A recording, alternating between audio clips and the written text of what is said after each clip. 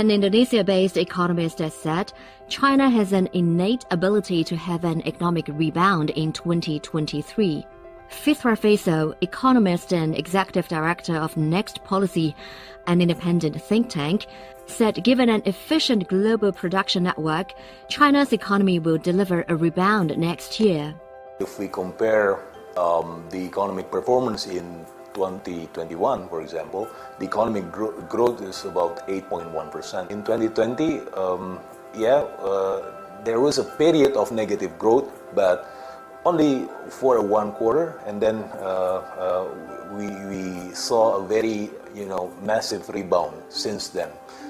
In the light of the most efficient global production network in the world, China is actually having that innate ability. It's actually becoming much more efficient nowadays. China's market is very big and very promising. Starting next year, we are seeing that China will grow even more. The economist added that the recovery of China's economy will also boost growth of regional and global economy. Although we are seeing that globally speaking, the world is still gloomy.